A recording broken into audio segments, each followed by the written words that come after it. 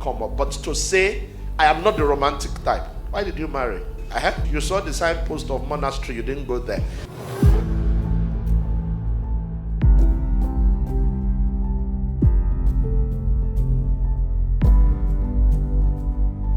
If one partner is not romantic, how do you manage? That's actually typical of a lot of relationships. In most relationships, one is romantic, the other is not, or one is more romantic than the other. It's typical. How do they manage? I'll say that for starters, that balance is important in the home.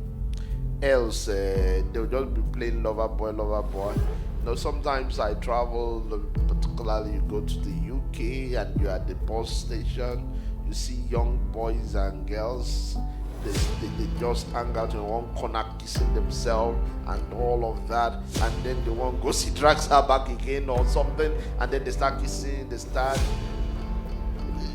that's what most people call a romance. So it's important you balance it. So what's, in my opinion, is important is that there's a minimum level, a minimum threshold that a person in a marriage needs to be to demonstrate romance. There are people who don't love holding hands in public. Some people want that and they call it romance. Some people say, you don't appreciate my hair when I do it. I've learned how to appreciate my wife's hair when she does it because I wasn't that type of person. You understand what I mean? So how do you manage? You just get to understand yourself over time, and each person will compromise. The person that loves a lot of romance and the other partner is not giving a lot of it, we have to take that as, okay, I will see how it can improve over time, but any level he cannot get to, I will just take it that he loves me, just that he doesn't know how to express it very well. And then the other person who is not very romantic and the partner will say to himself, I need to come up, I need to do my best, to demonstrate it. So for example, there are couples, this happened to many guys, you just want, on the road they are walking, they say, you want to hold your wife, she says like this, walk on your own, I walk on my own. You have to say to yourself, boy, you are now a man, okay?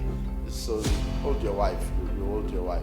If you travel a lot, white people, that hand in hand kind of walk, they love it a lot. You hold your wife, it happens in public, and you're not ashamed to say, oh, my wife, my husband. That's the starting point. You begin to come up to it. You can actually, when it comes to sexuality, which is an advanced area of romance, you say, I don't feel like having sex, but my partner loves it. You can reset your head. That's for married people.